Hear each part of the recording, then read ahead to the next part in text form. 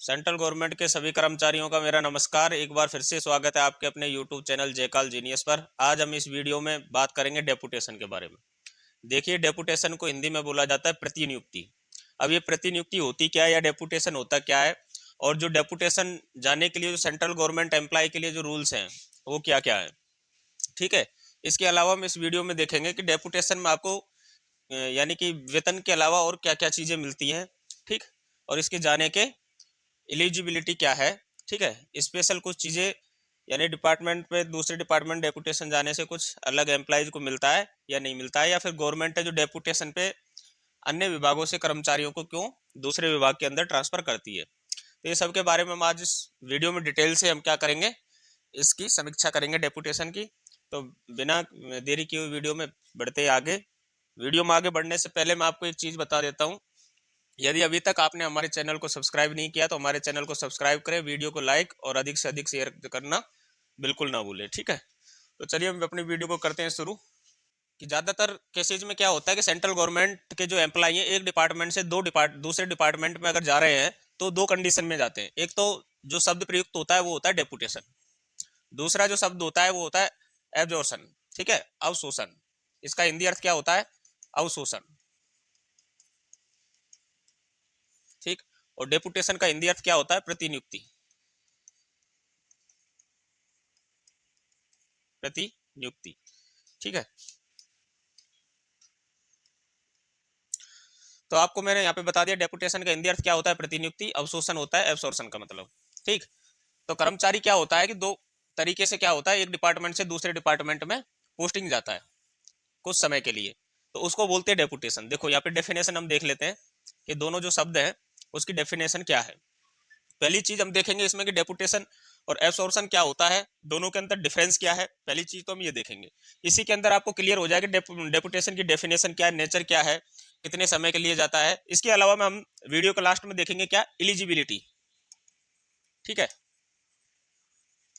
Eligibility, ठीक, यानी योग्यता क्या है, किस कर्मचारी को यानी कि डेपुटेशन पर जाने के लिए एलिजिबल गवर्नमेंट की नज़र में माना गया है। तो उसकी गवर्नमेंट एम्प्लॉय की क्या है, एलिजिबिलिटी क्या होनी चाहिए। तो उसके हम वीडियो के लास्ट में देखेंगे एलिजिबिलिटी क्या होनी चाहिए। तो हम सबसे पहले क्या देखेंगे, डेपुटेशन और ऑब्जर्वेशन में क्या डिफरेंस, यानी अवशोषण और प्रतिनियुक्ति में क्या डिफरेंस है, यानी अंतर क्या है। देखो डेफिनेशन क्या है, डेफिनेशन देखते हैं। Deputation refers to the temporary transfer of an employee, ठीक है, temporary transfer of an employee from their parent organisation to another organisation for a specific period. यानी किसी गवर्नमेंट एम्प्लॉय को टेम्परेरी तौर पर, टेम्परेरी यानी अस्थायी तौर पर, अस्थायी कर्तव्य के लिए एक विभाग से, पेरेंट मतलब जिस विभाग में वो भर्ती है उस विभाग से दूसरे ऑर्गेनाइजेशन या विभाग में स्पेसिफिक यानी कि कुछ समय के लिए, जो कि दर्शाया जाता है। जब भी डेपुटेशन के लिए आपसे नाम मांगा जाता है उस समय एक पीरियड दिया होता है, टाइम ऑफ पीरियड, ठीक है। स्पेसिफिक पीरियड के लिए उसको क्या किया जाता है, अपॉइंट किया जाता है, ट्रांसफर उसका उस डिपार्टमेंट के अंदर किया जाता है। तो वो अस्थायी तौर पर अपनी पेरेंटल यूनिट से या पेरेंटल डिपार्टमेंट से अनदर डिपार्टमेंट या ऑर्गेनाइजेशन के अंदर ट्रांसफर करना क्या कहलाता है, डेपुटेशन कहलाता है। दूसरा एब्सॉर्प्शन यानी अवशोषण। अवशोषण क्या होता है, absorption involves permanently incorporating an employee from one organisation into another organisation workforce. यानी इसमें क्या होता है, परमानेंटली एक डिपार्टमेंट से दूसरे डिपार्टमेंट के अंदर एम्प्लॉय को क्या कर दिया जाता है, स्थानांतरित कर दिया जाता है, ट्रांसफर्ड कर दिया जाता है, ठीक है। तो वो किस में आ जाएगा, वो अवशोषण के अंदर आ जाएगा। पहली चीज क्लियर हुई। वीडियो, हाँ, वीडियो के लास्ट में हम दो चीजें देखेंगे। पहली चीज तो हम देखेंगे एलिजिबिलिटी, ठीक है, और दूसरी चीज क्या देखेंगे हम पहले, और उसके बाद हम देखेंगे एक्स्ट्रा पेमेंट क्या क्या मिलता है। एक्स्ट्रा पे देखेंगे कि आपको कुछ अलग भत्ता मिलेगा या फिर आप यानी किस पोस्ट पर आप क्या होगे, डेपुटेड होकर जाएगी। यानी कि जो भी एम्प्लॉयर है जो डेपुटेशनिस्ट है वो किस पोस्ट के लिए एलिजिबल होता है। अब इसमें देखो नेचर, नेचर क्या होता है, टेम्परेरी अरेंजमेंट, टेम्परेरी अरेंजमेंट, और इसके अंदर होता है शोषण के अंदर परमानेंट अरेंजमेंट, यानी अस्थायी अरेंजमेंट जैसा मैंने पहले बताया आपको, और इसमें परमानेंट अरेंजमेंट किया जाता है, ठीक। इसके अलावा देखो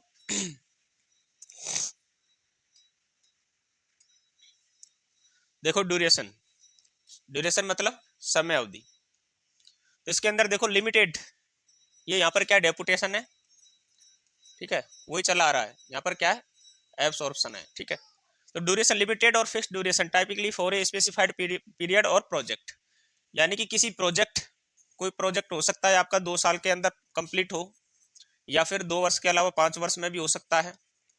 उस प्रोजेक्ट के लिए, स्पेसिफिक प्रोजेक्ट के लिए आपको हो सकता है अपॉइंट किया गया हो, जिसमें आपको महारत हासिल हो, या फिर फिक्स ड्यूरेशन के लिए, या डेपुटेशन पे पहले डेपुटेनिस्ट को बता दिया जाता है कि आपको 5 वर्ष 4 वर्ष के लिए क्या किया जा रहा है, डेपुटेट किया जा रहा है, ठीक है। तो इसके अंदर क्या होता है, एक अस्थायी समय होता है जो कि फिक्स किया जाता है, फिक्स समय के लिए, फिक्स टेन्योर के लिए क्या किया जाता है, डेपुटेट किया जाता है कर्मचारी को। इसमें क्या है, इनडेफिनाइट और परमानेंट एम्प्लॉयमेंट। इसके अंदर क्या है कि आपको परमानेंट उसी विभाग के अंदर क्या सेवा देनी पड़ती है जिसके अंदर आप क्या हुए हो, एब्सॉर्ब्स यानी कि अवशोषित किए गए हो। चौथी चीज हम देखेंगे एम्प्लॉयमेंट स्टेटस, यानी एम्प्लॉयमेंट का स्टेटस क्या है, ठीक है, स्तर क्या है। Employee remains on the payroll of their parent organisation, यानी एम्प्लॉय है जो पेरेंटल, जिस डिपार्टमेंट के अंदर वो भर्ती हुआ है, पेरेंटल मतलब जिस डिपार्टमेंट में वो भर्ती हुआ है, पैतृक डिपार्टमेंट जिसको बोल सकते हैं, पैतृक, ठीक है, पैतृक डिपार्टमेंट ये उसकी क्या करेगा, पेमेंट करेगा, ठीक। इसके अंदर क्या होता है, employee becomes a part of the absorbing organisation payroll and its related as permanent employee, यानी इसके अंदर क्या होगा, जो भी एम्प्लॉयर है जिसके अंदर यानी कि अवशोषित किया गया जिस कर्मचारी जिस विभाग के अंदर, उसी विभाग द्वारा उसको क्या दिया जाएगा, वेतन दिया जाएगा, वेतनमान दिया जाएगा, आप इस प्रकार से बोल सकते हैं, ठीक है। 60 चीजें हो गई। अब आपको यहाँ साथ के साथ पता ये भी चल गया कि डेपुटेशन के अलावा भी, यानी कि प्रतिनियुक्ति के अलावा भी एक चीज और होती है जो कि आपने किसी की वीडियो में नहीं देखा होगा। हमने यहाँ पर दोनों चीजों को एक साथ में ले लिया, जिससे आप बार बार कमेंट के अंदर ना पूछें कि सर अवशोषण पर किस प्रकार से कर्मचारी को हायर किया जाता है। नेक्स्ट पॉइंट देखते हैं हम, salary and benefits. Salary and benefits में हम देखते हैं ये ऊपर से चला आ रहा है, इधर का जो भाग है वो क्या है, डेपुटेनिस्ट के लिए है, और इधर का यानी कि इधर का हो जाएगा आपको प्रतिनियुक्ति, इधर का हो जाएगा अवशोषण के लिए।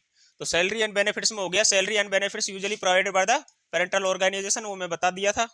कैरियर प्रोग्रेशन, तो इसके अंदर देखो limited career growth within the host organisation during the deputation period, ठीक है। इसके अंदर opportunities for career progression within the absorbing organisation, ठीक है। इसमें क्या है कि जैसे मान लीजिए कि किसी कर्मचारी का यानी कि एमएससीपी का समय आ गया है, या फिर प्रमोशन का समय आ गया है, ठीक है, या वेतन वृद्धि का समय आ गया है, जो भी आप समझो, हिंदी में बोले तो वेतन वृद्धि। तो वो समय पर क्या होती रहेंगी, उसका कैरियर प्रोग्रेशन यानी कि एमएससीपी वगैरह है, जो ये सारे फायदे हैं जो उसको दूसरे डिपार्टमेंट में रहते हुए पिछले डिपार्टमेंट के अनुसार आपको मिलते रहेंगे आगे के लिए, ठीक है। तो इसमें किसी प्रकार का उसका फाइनेंशियल लॉस नहीं होने वाला है। इसमें क्या है, फिक्स है, जिस डिपार्टमेंट का जो रूल है जिसके अंदर वो जा रहा है अवशोषित होकर के, उस डिपार्टमेंट के अंदर ही जो रूल है उसके अनुसार उसका क्या होगा, एमएससीपी मिलेगी, उसी हिसाब से उसका क्या होगा, कैरियर प्रोग्रेशन होगा। अब देखो नेक्स्ट पॉइंट क्या है, मोबिलिटी ऑफन इन्वॉल्व्स रिलोकेशन और travel to the host organisation location. इसमें मे और may not require relocation depending on the organisation policy, ठीक है। मोबिलिटी, मोबिलिटी का मतलब क्या हो गया कि वापस से उसको किस प्रकार से रिलोकेट किया जाएगा, ठीक है। रिलोकेट का मतलब हो गया रिलोकेशन, उसको वापस से उसी लोकेशन के अंदर किस प्रकार से लाया जाएगा, ये उसकी पेरेंटल ऑर्गेनाइजेशन के ऊपर डिपेंड करता है, और जिसके अंदर वो डेप्यूट होके गया उसके ऊपर डिपेंड कर। मे और मेरी may not require relocation depending on the organisation policies, ठीक है, क्योंकि ये परमानेंट होता है, इसलिए ये ऑर्गेनाइजेशन पॉलिसीज के अनुसार इनकी टर्म कंडीशन होती है, वो अपने हिसाब से वो रिलोकेट किए जाते हैं। पर्पज क्या होता है सर, कि भाई डेपुटेशन पर लोगों को बुलाने का या कर्मचारी को बुलाने का पर्पज क्या होता है, तो पर्पज होता है often used for skilled enhancement, knowledge transfer और प्रोजेक्ट स्पेसिफिक नीड्स, ठीक है। ये तो हो गया डेपुटेशन की क्यों बुलाया जाता है, ठीक।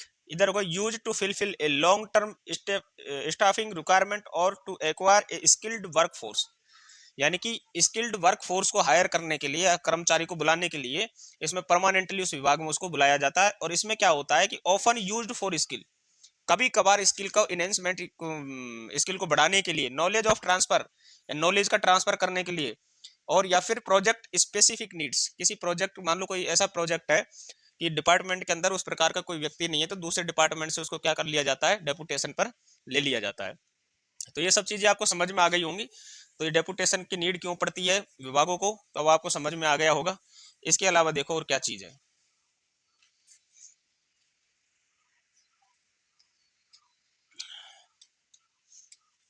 देखो टर्मिनेशन, ठीक है, टर्मिनेशन होता है टर्मिनेट करना या पद से हटाना। एंड्स एट द कंप्लीशन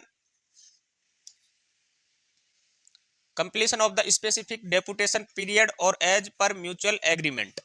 यानी कि डेपुटेशनिस्ट यानी कि जो भी कर्मचारी डेपुटेशन पर जा रहा है उसकी म्यूचुअल एग्रीमेंट क्या हुआ है दोनों डिपार्टमेंटों के अंदर, उसके ऊपर डिपेंड करेगा। ठीक है, इधर आप पढ़ सकते हो typically continues until the employee resigns retires और is terminated based on the absorbing organisation policy. And जिस डिपार्टमेंट के अंदर वो जा रहा है उस डिपार्टमेंट की पॉलिसीज के अनुसार उसको क्या किया जा सकता है, टर्मिनेट किया जा सकता है, हटाया जा सकता है। ठीक है, और इसके अंदर क्या होता है, डेपुटेशन का एक पीरियड है जो फिक्स होता है, उसके बाद ही उसको टर्मिनेट किया जा सकता है, पद से हटाया जा सकता है। ट्रांजिशन मतलब पुरानी यूनिट में वापस भेजना। ठीक है, तो ये देख लेते हैं अपन।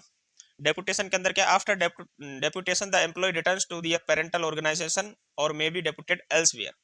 यानी कि जो कर्मचारी डेप्यूट होके आया है, प्रतिनियुक्ति पर आया है, जब तक उसका काम पूरा नहीं हो जाता है या फिर जब तक उसका समय पूरा नहीं हो जाता है तब तक वो जिस डिपार्टमेंट के अंदर गया उसमें रहेगा। जैसे उसका कार्य पूरा हो जाएगा या उसकी आवश्यकता नहीं होगी तो उसको क्या किया जाएगा, प्रतिनियुक्त कर्मचारी को वापस उसको पेरेंटल यानी कि पैतृक यूनिट में वापस कर दिया जाएगा।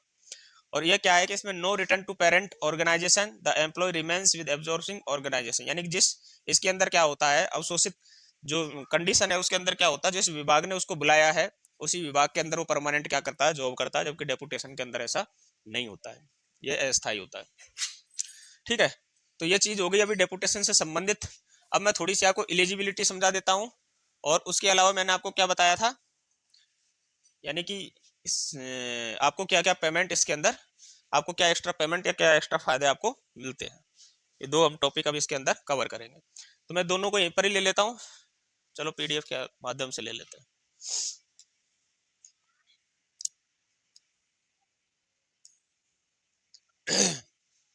देखो, कोई भी कर्मचारी है जो किसी दूसरे विभाग के अंदर डेप्यूट होके जाता है तो उसको क्या क्या आपको यानी कि अलाउंसेज मिलते हैं। तो इसमें हम देखते हैं सबसे पहले अलाउंस कौन सा है, तो इसमें आप देखोगे expert professional allowances, skill updation. ठीक है, तो इसमें अलाउंसेज है वो कौन कौन से, ईडी हो गया, सीजीएम हो गया, वर्किंग इन एसएजी और एनएफएसएजी, ग्रेड पे 10,000 रुपए, तो 10% ऑफ द एक्चुअल बेसिक पे, and GM AGM CPM working in SG grade pay 8700 रुपए, उसको कितना मिलेगा, 5%। कौन सा अलाउंस बोलते हैं उसको, एक्सपर्ट प्रोफेशनल अलाउंस यानी ईपीए। ठीक है, ये किसके लिए है, जो executive director, chief general manager, ठीक है, और जनरल मैनेजर, एजीएम यानी assistant general manager, CPM working in SG, ठीक है, स्पेशल ग्रुप के अंदर जो आते हैं। तो इन लोगों की दो कैटेगरी हैं, एक 10% वाली है, एक 5% वाली है। आपको मैं सीधा सा बता देता हूं कि अभी फिलहाल के हिसाब से पे लेवल 9 से लेकर के 12 तक ये है, सॉरी 9 से 8 9 10, 8 9 और 10 के लिए ये है, उसके अलावा 11 12 के लिए ये है। ठीक है, तो जो पे लेवल 11 12 में आते हैं उनके लिए 10% है, और जो 8 से 10 में आते हैं उनके लिए कितना है, 5% है। ठीक, आगे देखो दूसरा जो अलाउंस है वो कौन सा है, दूसरा अलाउंस हो जाएगा आपका रीइंबर्समेंट ऑफ एक्सपेंसेज। तो इसका फिक्स अलाउंस है वो कितना है, 13,584 रुपए है। ये किसके लिए, ईडी सीजीएम, जिनकी मैं फुल फॉर्म पहले बता चुका हूँ। मेडिकल अलाउंस है वो 5% है सभी रैंक के लिए। उसके अलावा deputation duty allowance as per revise from 1/7/2017, ये सभी के लिए लागू है भाई। ठीक है, तो इसके अंदर क्या आता है, in case of deputation within the same station the deputation duty allowance will be payable at the rate of 5%। ठीक है, of basic pay subject to a maximum of 4500 रुपए पर मंथ। ठीक है, इसके अंदर लिखा गया है कि मान लीजिए कि आप जॉब कहीं स्टेशन, मान लीजिए कहीं मैं मान लेता हूँ कि आप दिल्ली जॉब कर रहे हैं।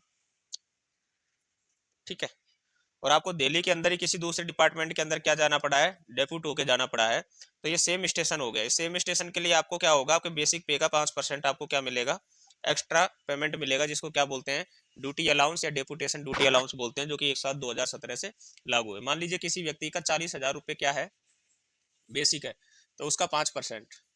ठीक है। तो इसका 5% निकालने के लिए हम 100 का भाग लगा देंगे, यानी 4 पंजे 20, यानी कि 2,000 रुपये उसको क्या मिलेगा, एक्स्ट्रा ड्यूटी अलाउंस मिलता है।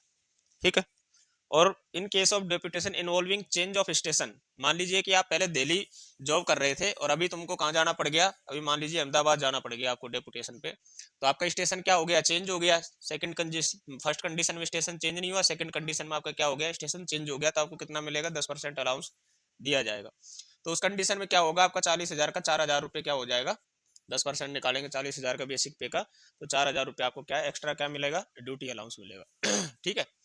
बाकी एचआरए वगैरह और जितनी भी और बाकी चीजें हैं वो आपको सेम मिलती रहेंगी। इसमें एक रूल और है कि मान लीजिए कि जब आपका डीए कितना होगा, 50% होगा, तो आपका जो यानी ड्यूटी अलाउंस है जो 25% बढ़ा दिया जाएगा, यानी जो 5% है वो बढ़ करके कितना हो जाएगा, यानी कि लगभग 6.25% हो जाएगा, और 10% कितना हो जाएगा आपका, यानी कि 12.5% हो जाएगा। तो इस प्रकार से आपका बढ़ता रहता है। ठीक है। तो बाकी आपको एचआरए टीए डीए सभी आपको उसी हिसाब से मिलता रहेगा जैसे आप पेरेंटल यूनिट के अंदर पाते थे। ये फिर क्या है, ग्रांट ऑफ ट्रांसपोर्ट अलाउंस। ठीक है। 3600, 1800, 900 वो सेम ही है। ठीक है। Employee posted in the cities as per NSR. ठीक है। डीआर डी इतना आ जाएगा तो ठीक है। बाकी सब चीज़ें आपको क्या मिलेंगी, सेम मिलेंगी। कुछ एक चीज़ें हैं जैसे बड़ी पोस्टों के लिए है, न्यूज़पेपर अलाउंस वगैरह मिलता है 400, 300, 200, 150, 100। ठीक। Ground of house rent to XYZ cities हैं। ठीक है। मोबाइल फ़ोन का भी कुछ मिलता है। ठीक। और रेजिडेंस के लिए मोबाइल फ़ोन है। उसके अलावा फिर आपको क्या है, मोबाइल डाटा भी आपको मिलता है।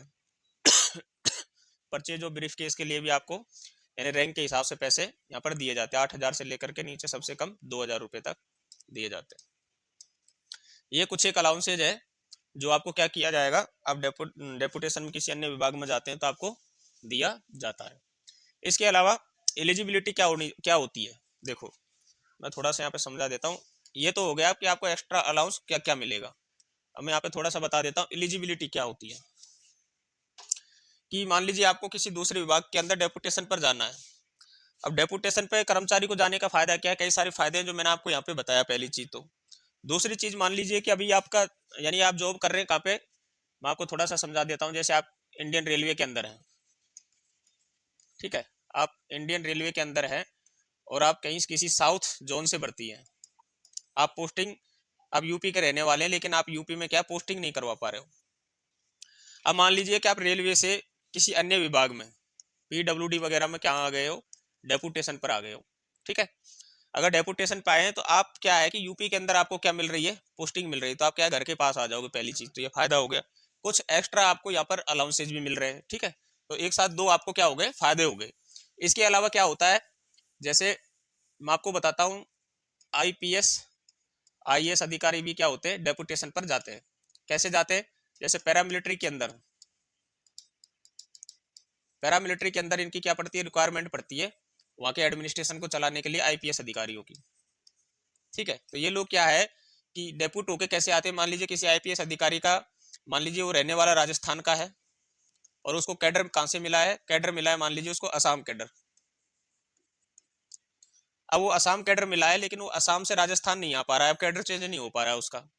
अब ये क्या सोचेगा कि ठीक है मैं ऐसा करता हूँ, डेपुटेशन पे किस पे चले जाता हूँ, मैं मान लीजिए किसी विभाग पैरामिलिट्री के अंदर मैं मान लेता हूँ कि CRPF में चला जाता हूँ। वो अधिकारी सोचता है CRPF के अंदर मैं चला जाता हूँ, तो CRPF अगर वो चूज करता है तो हो सकता है उसको राजस्थान में क्या कर दिया जाए, किसी पद का भार दे दिया जाए, या फिर राजस्थान के आसपास दिल्ली वगैरह में उसको क्या रख लिया जाए, हेडक्वार्टर वगैरह में उसे रखा जा सकता है, इसकी संभावनाएं रहती है। तो वो क्या करेगा, आसाम यानी कि कैडर की चलते वो डेपुटेशन में कहा जाएगा, CRPF में चला जाएगा, RPF में चला जाएगा। इसके अलावा CISF है, BSF है, SSB है।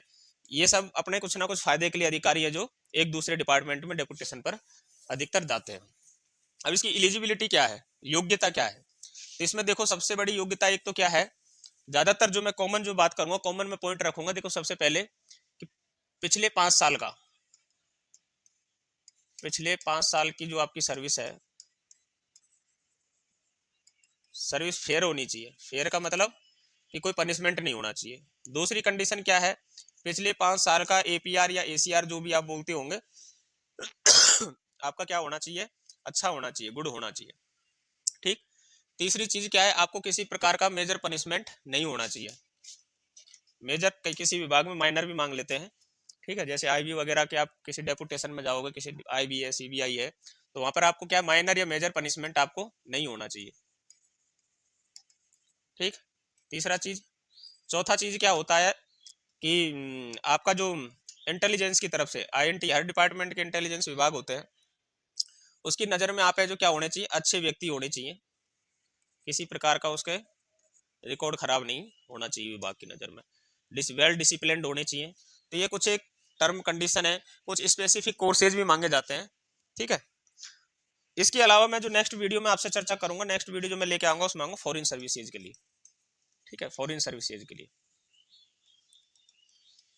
क्या भारत सरकार का कर्मचारी जो फॉरेन सर्विस पर भी जाता है, ये सब मैं अगली वीडियो में मैं बात करूंगा। ठीक है, तो जैसे अभी ये सब चीजें हो गई, ये तो हो गई एलिजिबिलिटी।